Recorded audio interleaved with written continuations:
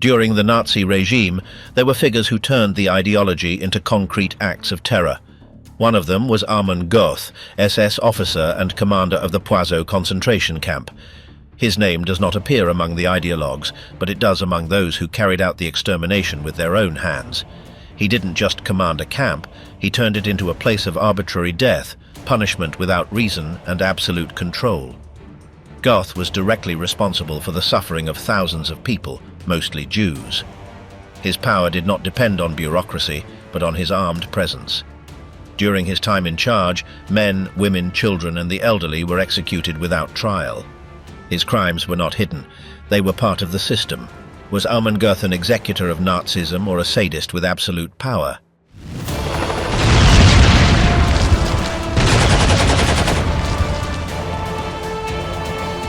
The perfect recruit, how Goth fit into the Nazi machinery.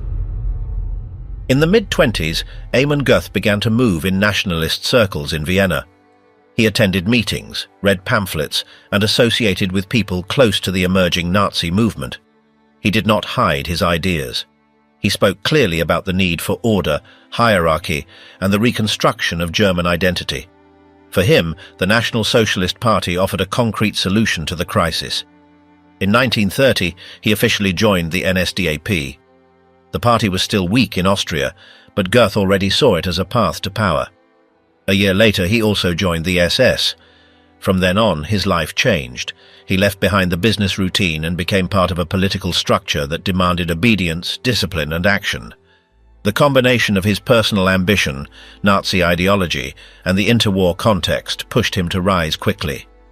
What started as a political commitment ended up being the first step toward a career within a machine that would soon set into motion its machinery of repression, exploitation, and extermination. Amon Göth decided to get involved in a business that was already functioning under another name. It was a printing and publishing company that had started in 1921 as Melantric AG and operated in the 9th district of Vienna at Pramergasse 6. The main director of the firm was a certain Franz Oppertrill. They quickly closed the deal. The father and son bought a significant portion of the shares and also took ownership of the machines, printing types, and inventory of the company. This was how Amon Göth, already an SS officer at the time, also became in practice the owner of a printing press. The way the company's salespeople worked soon led to complaints. Their style was very aggressive and ended up drawing attention within the sector. Soon there were reports and reviews about how things were being managed in the offices at Maria Hilfer Strasse 105. In a letter sent by the Reich's official book chamber to the regional office in Vienna, everything was described as a tumor that needed to be eradicated at the root, regardless of the name or company. On the 26th of October 1942, Hugo Heinecke, the person responsible for mail-order book commerce, summoned Göth's father to a meeting in Munich. In that conversation, which lasted several hours, Franz Amon had to admit that he no longer controlled the situation. He claimed that this was happening, among other reasons, because of the constant pressure his son was exerting to expand the business in all possible directions. The father promised to bring order and keep a closer watch on their representatives. The way those salespeople operated was reflected in an article published in September of 1942 in the official SS weekly called Das Schwarze Korps. Under the title Methods of Thugs, the article described how a book called Campaign in Poland, which cost 24 Reichsmarks, was distributed. According to the text, the salespeople would arrive, for example, at a housing complex in Wienerfeld and begin going door to door. If the man of the house was present, they would leave after a quick chat. But if the man was at the front, as was the case in many families, then they would aim directly at the wife. The salespeople adopted a serious attitude, as if they were military personnel, and told the woman that the book was mandatory. One of them, identified as Karl Kaiser, would pressure her by saying that it was a book of important military content. When the woman replied that she couldn't afford the 24 Reichsmarks because she lived off the support she received as the wife of a soldier, he would retort that the Führer gave her enough support for her to be able to buy the book. In the end, many signed an agreement to pay in installments. If the regime gave you money for education, then you had to spend it on what they told you. This kind of practice was directly linked to Amon Göth's personal style, not only by how he managed business, but also by the way he already understood power, hierarchy, and pressure. He wasn't just anyone. He had access, connections, and an attitude that fit well with what the Nazi regime was beginning to reward. During these years, Göth not only focused on business, he was already involved in the National Socialist Party and shortly after joined the SS. This was no coincidence. It was a path that many ambitious young men took to rise socially and gain recognition. The party's ideology matched his way of seeing the world: order, obedience, discipline, and a rejection of those he considered enemies of the German people. The first assignments he received within the Nazi apparatus were related to propaganda, political contacts, and organizational work.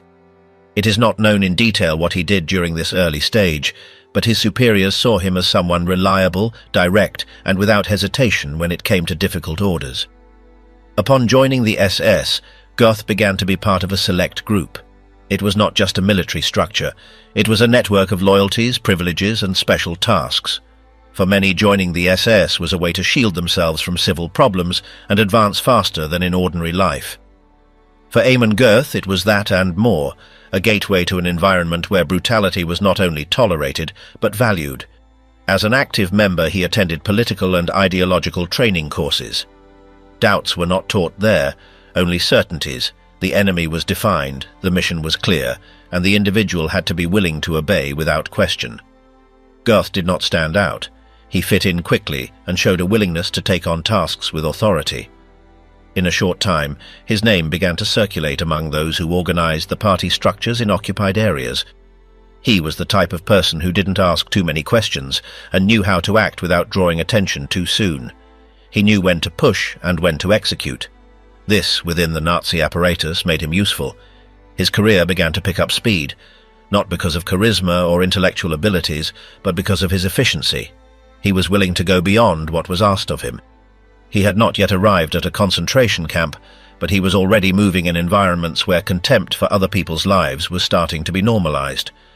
Within the SS, every step was taken under surveillance. Those who rose did so because others saw in them a specific utility. In Göth's case, his profile fit the dirty tasks that required precision, control, and a total lack of empathy. He was not the most intelligent, but he was one of the most determined.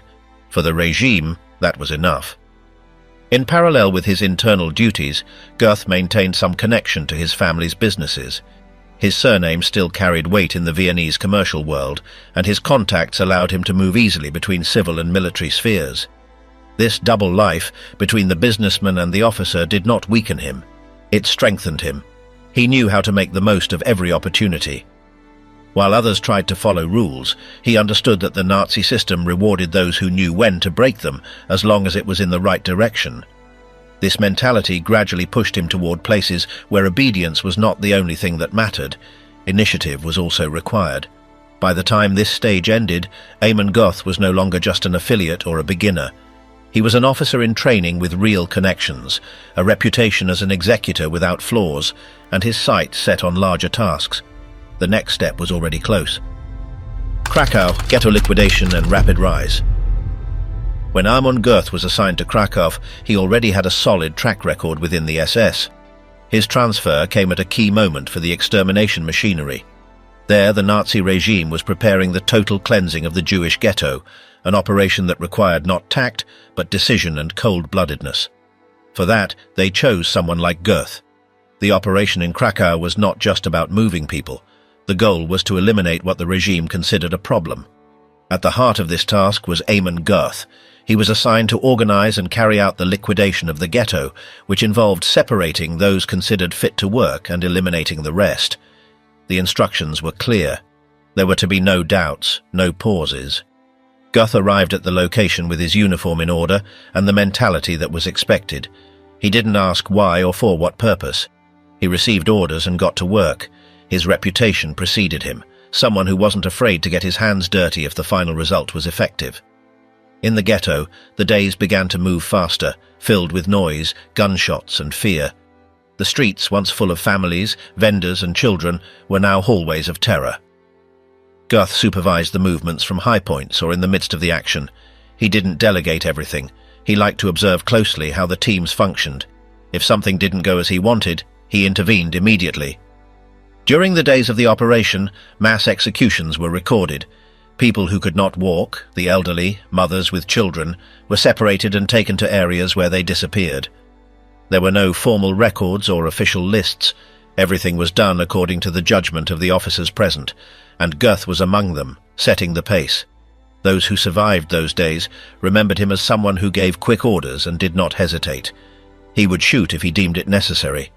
His presence generated a mixture of fear and confusion. Many did not know if he was a high-ranking officer or someone else. The truth was, his authority was not questioned. When the main liquidation of the ghetto ended, Göth had already made it clear that he could handle larger operations. His superiors noticed.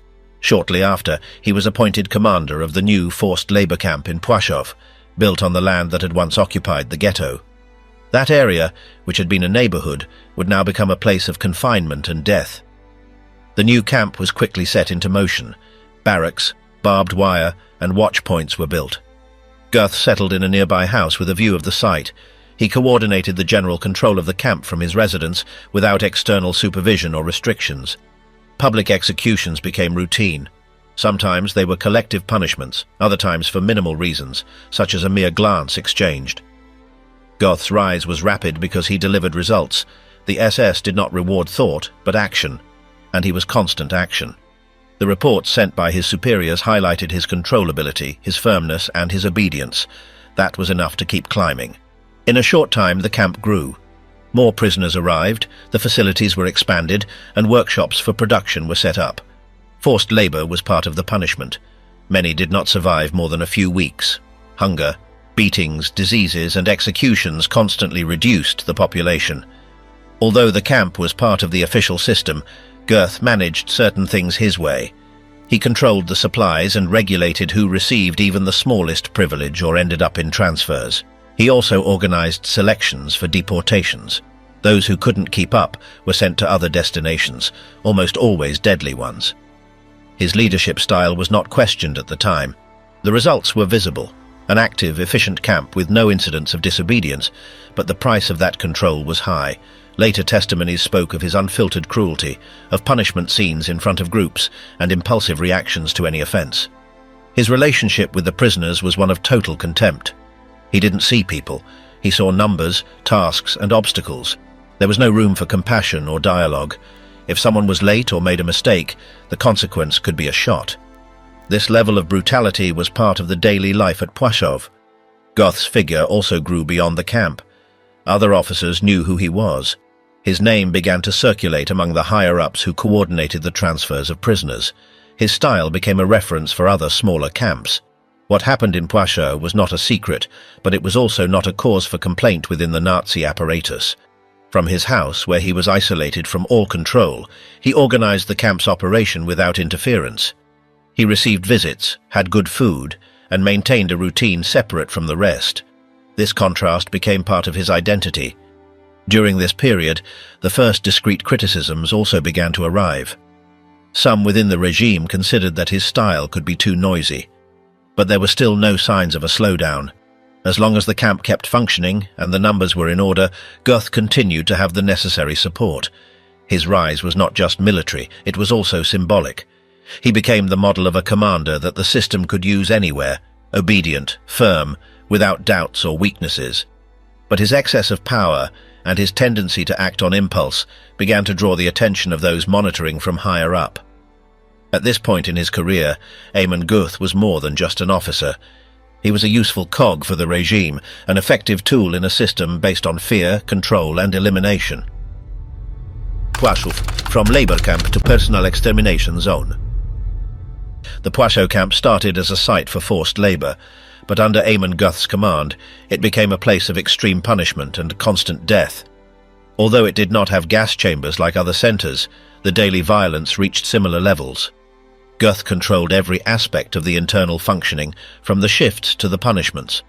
After the liquidation of the Krakow ghetto, the land was taken over by the new camp. The houses and streets were replaced with barracks, watchtowers, and barbed wire. Göth took command without interference. No one reviewed his decisions or limited his direct authority. The area was completely sealed off from the outside. The inmates were forced into exhausting workdays. The day began before dawn and ended after nightfall. There were no breaks or calendars. Food was almost non-existent, hygiene was null, and beatings were constant. There was no established regulation, only one command: obey or die. The system of punishments was unpredictable. Public executions became part of the routine. The prisoners were lined up and one was chosen as an example, even if they had done nothing. Sometimes it was enough to trip or step out of line. Fear was part of the control. No one could relax. Any mistake could cost a life. Inside the camp, some prisoners were appointed as kapos. They had minimal advantages in exchange for watching over the others. But even they were not protected. If they did not comply or were accused of leniency, they too were beaten or executed. Goth did not maintain stable privileges. Everything could change in an instant. Women did not receive different treatment. They were also beaten, murdered, or used as internal servants. Some washed clothes, others cleaned offices, kitchens, and barracks. Some cooked for the guards. Abuse was widespread. Goth decided who served and who didn't, and he didn't need to justify it. Over time, the camp began to fill up. Prisoners from other areas were transferred to Płaszów. The numbers grew non-stop. Many did not survive more than a few weeks. Work in the quarries and workshops exhausted them. Diseases spread without treatment. The goal was not just production, it was wear and tear. It was progressive disappearance. The workshops were divided by function. Some produced materials for the war. Others sorted the clothing of deported people or made components for the industry. Everything that was produced went for external use. The inmates received nothing. Productivity was tied to survival. If a prisoner didn't perform, they were replaced without procedure. In many cases, the shifts lasted more than 12 straight hours. The prisoners worked with little light, without proper tools, and in extreme weather conditions. Winter reduced mobility. Summer brought infections. There was no health protection. If someone collapsed, they did not receive attention. They were removed from the group and did not return. Płaszów also functioned as a transit point to larger camps like Auschwitz. Göth supervised the lists. He decided who was sent. The selection was not based on medical or labor records. It was random. Visual counts were made, and those singled out were taken without warning. Many knew that these departures meant the end. The administration was minimal. Some internal documents recorded arrivals and departures, but causes of death or reasons for punishment were not noted. The system was designed so that no one had to explain anything. Only performance figures were required. As long as the camp produced, the methods were not questioned. Despite some internal complaints, Göth remained in command. His superiors valued the results. The camp operated without disobedience, without interruptions, without stoppages. His style was violent, but effective, and that was enough. In the camp, his mere presence imposed silence. The workers lowered their gaze when they saw him. There was no need to confirm his actions. His word was enough. Executions were not recorded. What mattered was that control was maintained. If a barracks lost people, no one asked why. A replacement was requested. The routine was the same every day. Get up, work, be silent, obey. Lunch consisted of watery soup and hard bread. Breaks were not allowed. There was no access to hygiene. The latrines collapsed. The weakened bodies couldn't endure. Some died standing, others in the barracks during the night. Between 1943 and 1944, the number of deaths grew steadily. While there is no exact figure, it is estimated that thousands died within the camp due to punishment, hunger, or disease. They had no crematoriums. The bodies were buried in mass graves or burned in open air. Despite what occurred daily, the camp was not officially seen as an extermination center, but in practice it functioned as one. Gas chambers were not needed. The imposed conditions, arbitrary orders, and the rhythm of gradual destruction were enough. Göth didn't need written orders to kill. He just had to decide. From his residence, situated on a hill, he watched the general movements. He coordinated internal operations, supervised the tasks of the kapos, and gave direct instructions. He also authorized punishments and approved transfers. No one interfered with his decisions. The camp was his domain. His power was absolute. The control structure was not based on rules. It was based on fear. There were no visible laws. There was no protection. If someone was accused by another prisoner or by a guard, they were eliminated without question. Sometimes, to send a message, executions were carried out in front of the entire group. The silence was total. No one spoke without permission. The inmates did not form bonds. They knew that any relationship could turn into a denunciation. Some pretended not to know each other. Others distanced themselves to avoid suspicion. Each one lived their route Płaszów, from labor camp to personal extermination zone. The Plaszow camp started as a site for forced labor, but under Amon Göth's command, it became a place of extreme punishment and constant death. Although it did not have gas chambers like other centers, the daily violence reached similar levels. Göth controlled every aspect of the internal functioning, from the shifts to the punishments. After the liquidation of the Krakow ghetto, the land was taken over by the new camp. The houses and streets were replaced with barracks, watchtowers and barbed wire. Göth took command without interference. No one reviewed his decisions or limited his direct authority. The area was completely sealed off from the outside. The inmates were forced into exhausting workdays. The day began before dawn and ended after nightfall. There were no breaks or calendars. Food was almost non-existent, hygiene was null, and beatings were constant. There was no established regulation, only one command: obey or die. The system of punishments was unpredictable. Public executions became part of the routine. The prisoners were lined up and one was chosen as an example, even if they had done nothing. Sometimes it was enough to trip or step out of line. Fear was part of the control. No one could relax. Any mistake could cost a life. Inside the camp, some prisoners were appointed as kapos. They had minimal advantages in exchange for watching over the others. But even they were not protected. If they did not comply or were accused of leniency, they too were beaten or executed. Goth did not maintain stable privileges. Everything could change in an instant. Women did not receive different treatment. They were also beaten. The balcony, the dogs, and the constant panic. From the terrace of his house, Amon Göth dominated the entire camp. That balcony was not just a lookout, it was the place where he decided with his eyes who should die. The rifle he carried on his shoulder became part of the landscape. If something bothered him, he shot. No reason or order was necessary. The prisoners knew that any gesture could be fatal. A slow step, a strange posture, an out-of-place look. There was no possible protection. The fear didn't only come from forced labor or hunger. It came from knowing that you could die for anything without warning. The shots were not exceptional. They were heard daily.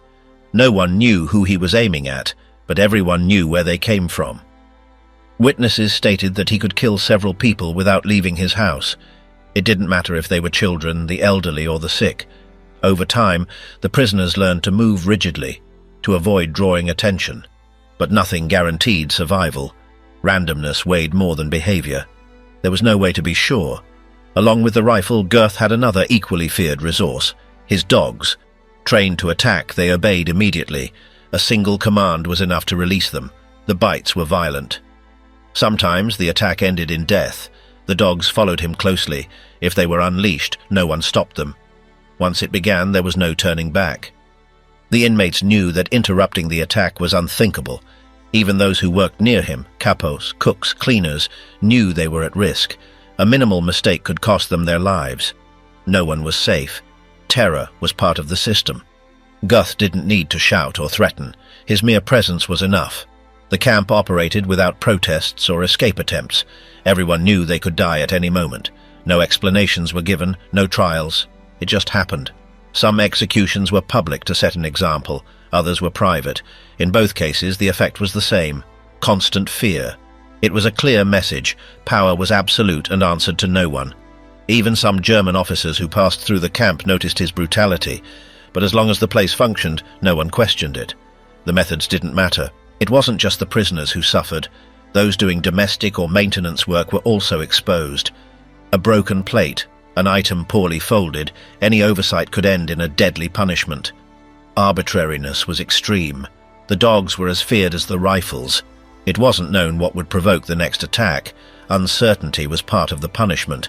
There were no fixed rules. What was allowed one day could be prohibited the next. Göth maintained control through fear and disorder. He didn't have to explain his actions. Every shot reminded everyone that the camp revolved around his will. Silence was total. Only his voice broke the routine when he gave an order or released a dog. After the war, cases were documented of people being shot for being out of line, even children. None of this was considered a mistake. It was part of his routine. Göth didn't hide what he did. He showed no guilt. He enjoyed the dominance. No one inside the camp dared to question him. From his house, he watched over the system he had imposed. In this chapter, wealth or looting are not the focus. The central theme is the method, how absolute fear was enough to control thousands. A shot, a dog, a glance were sufficient. The balcony was more than just a physical place. It was the symbol of his power. When the prisoners saw him up there, they knew that the smallest mistake could be the last. Terror was not a reaction, it was a strategy. Errors were not punished. It was shown that you didn't need to make a mistake to die. Obedience offered no guarantee. It only postponed the inevitable. Even the guards knew this. Some imitated him, others remained silent. All understood that their way of keeping their positions was not to interfere. Göth did not share power. He only imposed it. At this stage, his figure became inseparable from the camp. When people spoke of Płaszów, they spoke of him, not as an administrator, but as the face of fear. His presence was a daily threat, and his shadow covered every corner. Power, privileges, and corruption during the war. While the Plaszow camp operated as a cog in the forced labor machinery of the regime, Amon Göth used his position to accumulate personal power and wealth. He was not satisfied with obedience or control alone. He also made sure to gain tangible benefits, food, goods, influence, and comfort in an environment of death and misery. Each transport of prisoners was a new opportunity. The newcomers had all their belongings taken, from documents to rings, from watches to suitcases. Everything was requisitioned, and Göth personally decided which items stayed with him. Nothing left the camp without passing through his hands. Corruption was neither a secret nor a deviation from the system. It was part of how it functioned. Göth did not hide it. He wore custom-made clothes, had constant access to products that no one else could get. While the inmates died from hunger or cold, in his house there were bottles of wine, fresh bread, lit stoves, and abundant meals. His residence was not just functional. It was equipped like a luxury home: thick carpets, quality furniture, complete china sets, porcelain decorations. Many of those objects came directly from the looting of the apartments once occupied by the Jews of the ghetto. What he didn't take personally, he had sold or stored. The kitchen operated as if it were peacetime. Forced cooks prepared the meals of the day, canned goods, meat, cakes, and liquor. Nothing was in short supply. It wasn't just about food, it was a way of showing that his authority had no limits. While scarcity reigned outside, nothing was lacking inside. The servants in his house were selected from the group of female prisoners. Young women, obedient, silent. Helen Jonas was one of them. Her presence there did not offer protection. She lived in constant tension, never knowing if a gesture or a mistake would lead to punishment. She would later recall that every minute spent in that house meant obeying without speaking and moving without being noticed. But enrichment was not limited to objects. Göth also had control over the transfers of prisoners. Sometimes accepting a watch or a coin could prevent a deportation. Other times, the decision depended on his mood. Some knew that a word at the right moment or a favor offered could change a destiny. Nothing was transparent. In the Nazi system, it was not uncommon for commanders to benefit from their position, but in Göth's case, the level was such that it began to discomfort even those within the SS. Some superiors began receiving reports about his excesses, not out of compassion for the inmates, but because his accumulation of goods and preferential treatment of certain prisoners broke the image of order the apparatus tried to project. The money he handled appeared in no records. Some of the jewelry or foreign currencies confiscated were converted into cash. He had civilian contacts to exchange them or sent them out of the camp through intermediaries. His chauffeur also performed tasks beyond transportation. He carried packages, made purchases, and did exchanges. The luxury furniture, fine clothing, full suitcases, and personal item collections were not accumulated by chance. They were a way of displaying power. Anyone who entered his house noticed that nothing there was improvised. He received visitors, shared drinks with officers, and casually showed off his belongings. He accepted gifts, boxes of cigars, tools, scarce products. Those who knew how the camp worked also knew how to please him. The closest staff knew this dynamic. Some collaborated out of fear, others out of self-interest. No one openly questioned him. The possibility of retaliation was immediate. Inside the camp, no one argued with his decisions, and in the external offices, as long as the production reports remained positive, there were no questions. Goth knew how to manipulate data. He presented clean figures. He showed efficiency, control, and results. The methods were not mentioned. This gave him freedom. As long as the reports arrived on time and the quotas were met, his personal actions went unchecked. However, the excesses eventually caught attention. Some officers started reporting irregularities that could no longer be hidden.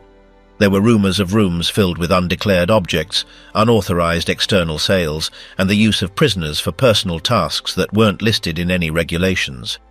One report pointed out that part of the internal staff was used for gardening, repairs, and private cleaning. These were not tasks related to the camp. They were domestic chores. The complaint had no ethical goal but a functional one. Göth was breaking the hierarchical balance of the apparatus. The way he exercised his authority wasn't based on rules, but on convenience. If something interested him, he took it. If someone got in his way, he displaced them. He knew how to disguise decisions under partial reports. He knew whom to include and whom to exclude from the controls. This worked until his profile began to be considered a risk. A silent investigation was initiated. Some agents were sent to the camp under administrative pretexts. They reviewed inventories, asked informal questions, and took note of inconsistencies. There were no direct warnings. But the message was clear. They were watching him. Göth detected this shift. For a time, he lowered his profile. He became more discreet. He avoided certain displays of power. He reduced the number of visible privileges. He better controlled purchases and restricted favors. But it was already too late. The complaints kept piling up. His image within the apparatus was beginning to deteriorate. For the prisoners, there was no visible difference. The camp continued to operate with the same brutality. But for the first time since his arrival, Göth was no longer untouchable. His control over the system was starting to show cracks. The looting once tolerated was now being documented, and the luxury surrounding him, which had once represented authority, was now becoming a burden. The next stage would mark the beginning of his downfall. The routine of horror seen from within. In Amon Göth's house, everything seemed orderly. Clean dishes, fixed schedules, tasks distributed. But behind that appearance, the atmosphere was dense. There was no privacy or safety. Any word or gesture could end in punishment. Helen Jonas, a young prisoner, was assigned as a maid. She cleaned, washed, ironed, and obeyed orders. She slept under the same roof, but with no rest and no certainty of surviving another day.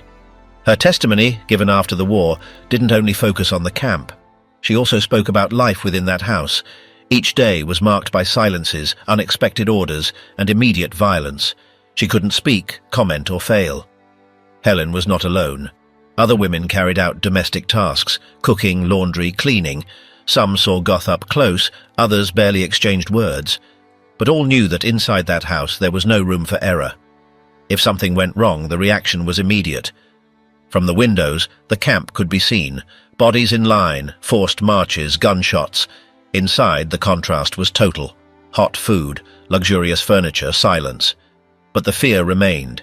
Not because of what could be heard, but because of what could happen at any moment. Göth did not change inside his house. Sometimes he burst in silently. Other times he yelled over a misplaced glass. He would shoot inside the house to assert his authority. The maids learned not to react. They stood still, hoping not to become the target. The rules were not stable. One day he demanded silence, the next, company. Helen remembered that once he hit her for serving a drink poorly. Another day, for not finding a garment, she thought she would be killed. On the surface, there were quiet days. He listened to music, read, drank, but the tension remained. No one spoke without permission. There were no laughs. Everything was done without raising your eyes. Any minute could change the atmosphere completely. He received visitors, officers, collaborators, civilian contacts. For those moments, everything had to be perfect. The maids worked without pause. But if something went wrong, the punishment could be public. It was not hidden. He showed it as part of his authority. Helen witnessed scenes of violence in front of guests, screams, blows, threats. No one said anything. Some even celebrated it. Inside that house, he was the only one in charge. The office was the most feared place. He kept personal items, papers, weapons there. No one could enter without permission. Helen cleaned it quickly, touching nothing more than necessary. She knew that any mistake could be fatal. The kitchen was always stocked. Bread, meat, wine, canned goods. While others survived on soup, complete meals were served there. Helen carried the trays, knowing that outside food was scarce. She overheard conversations, orders about deportations, punishments, executions. Goth spoke about these things casually, as if he were organizing a move.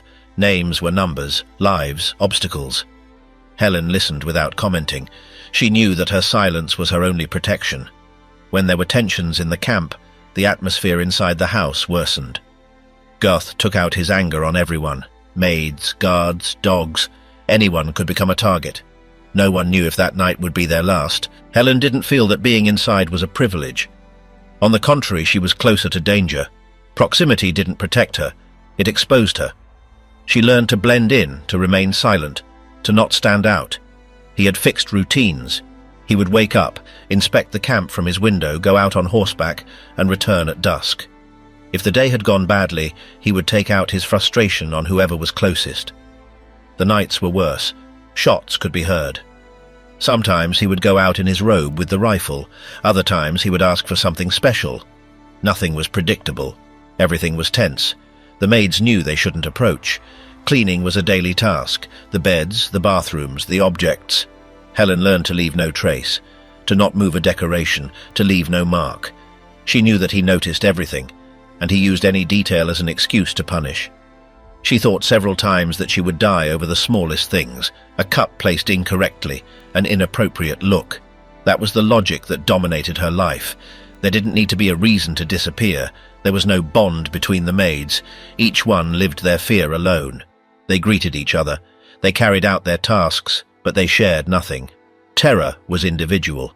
When officers arrived, Helen watched how power shifted. Goth spoke, drank, argued. No one contradicted him. No one questioned him. In his house, he was the law. When she was liberated, Helen knew she hadn't survived by luck. She had done so by adapting. She had learned to not be present, to live like a shadow. Years later, all she wanted was to tell how it felt to be under the same roof as the executioner. Internal confrontations and fall within the SS. For months, Amon Göth managed the Plaszow camp without interference. No one questioned his methods, but his way of operating began to generate concern within the Nazi structure. What had once been seen as efficiency started to appear as disorder. The first critical reports did not come from prisoners, but from SS officers. Some noticed that Göth was using the camp as his own personal business. There were complaints about looting, private use of forced laborers, and uncontrolled accumulation of goods. This broke the hierarchical principle that the regime demanded. The focus was on confiscated resources: jewelry, foreign currency, clothing, food. Many items were not recorded. They circulated unchecked and ended up in Göth's hands. There were external contacts, unreported income, hidden boxes. The complaints did not arise from an isolated case. It was the accumulation of irregularities that forced a reaction. It was also pointed out that prisoners were used for personal tasks: cooking, cleaning, taking care of animals. None of this was authorized. The superiors received the reports through internal channels. The case was handed over to the economic control apparatus. A formal investigation was launched. It wasn't an issue of ethics. It was an internal control matter. Göth was summoned to testify. He was asked to explain the use of unregistered goods, the role of the servants, and the origin of certain items. He tried to justify himself, but the evidence was clear. There were documents, witnesses, objects. A discredited officer removed by Göth testified. He described how items were stored in Göth's house. He spoke of parallel lists and the preferential treatment of certain prisoners. This testimony was key to continuing the investigation. During the interrogation, Göth denied some accusations. He claimed that certain goods were gifts, and others he didn't remember, but he couldn't justify their origin. In his residence, the investigators found watches, rings, exclusive foods, personal documents. None of these items appeared in the official inventories. The SS decided to suspend him. He was transferred to preventive detention. The punishment was not presented as corruption, but the message was clear. He had crossed the system's boundaries. He was no longer useful, but a risk. In the cell, Göth no longer held power. He had no weapons or servants. For the first time, he was just another subordinate. No one treated him with privileges. The apparatus he had served so rigorously now ignored him. They discussed what to do with him. They didn't want scandals or public trials. It was suggested that he be transferred or sanctioned discreetly. The investigation continued, but the regime now had other urgent matters: the Allied advance, the closing of camps, and internal reorganization. Göth tried to defend himself. He wrote letters, requested hearings, sought support. No one responded. He no longer had power. He was no longer a commander. His figure had worn out. He had lost his place in the structure. In Płaszów, another officer took control. The processes were reviewed. Some inmates noticed changes. The violence didn't disappear, but there was less chaos. Göth's figure no longer marked the routine. There was no final sentence from the Nazi regime. The process was halted. There were other priorities. Göth was transferred from one facility to another. His name stopped circulating. He became just another file. He would only be remembered later when the war ended. Göth's fall wasn't because of his crimes. It was because he challenged the internal structure. In a system where everything had to follow the chain of command, acting like an owner was unacceptable. That was his mistake. Years later, the trial in Poland would mention his previous detention, but not in his defense. The Nazi regime sanctioned him for breaking its rules. The Polish court judged him for murder, torture, and destruction. His fall within the SS showed that even the executioners had a limit. It wasn't a moral limit, it was functional. Göth crossed that line, and that's why he was removed. Trial for crime, sentence, and execution. When the war ended, Amon Göth was no longer a Nazi commander or an SS officer with power. He was a prisoner in the hands of the US Army. He had been captured in 1945 while trying to stay off the radar as the Allied forces approached his area. He didn't manage to escape. He was identified, arrested, and handed over for judicial processing. His arrest wasn't immediate after the collapse of the regime. For several months he remained in custody in military detention centers, first as just another prisoner of war, without special treatment. But when his identity and role as commander of the Płaszów camp were confirmed, he was separated from the rest. His name appeared in intelligence reports. There were complaints, documents, and survivors who remembered him. Unlike other lower-ranking officers, Göth couldn't disappear into the crowd. There were witnesses from the camp who recognized him. His behavior was well known. There were victims with names, accounts, and clear memories. All of that was gathered by the Polish authorities, who demanded his extradition. The United States agreed. In 1946, Amon Göth was taken to Krakow, where the trial against several war criminals was being prepared. In his case, it was an individual trial focused on his direct responsibility as the head of the forced labor and extermination camp. The charge was based on the murders committed during his command, the public executions, the treatment of prisoners, and the use of power to eliminate people without trial or reason. The trial was organized by the Polish judicial authorities. It wasn't part of the Nuremberg trials, but it followed similar criteria: individual responsibility, documented evidence, eyewitness statements, and review of signed orders. His file included names, dates, locations, and specific victims. The charges included murder, crimes against humanity, and violations of the laws of war. He was attributed with hundreds of direct deaths, many of them personally committed with a firearm. He was also held responsible for mass executions ordered without due process. The Płaszów camp was not a typical detention center. Under his command, it became a space for systematic elimination, without gas chambers but with bullets. Göth appeared at the trial dressed in simple clothing. He no longer held rank or privileges. At the stand, he maintained a cold demeanor. He answered questions with brief phrases. He denied some accusations, claiming not to remember others. But the witnesses described his face, his voice, and his way of walking. They identified him without hesitation. One of the key points of the trial were the testimonies of people who had worked closely with him. Some cleaned his house. Others witnessed shootings from his balcony.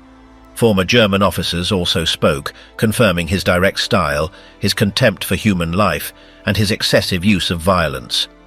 The judges heard accounts of how he selected prisoners to be shot, how he released his dogs to punish, how he used a weapon simply because someone moved out of line.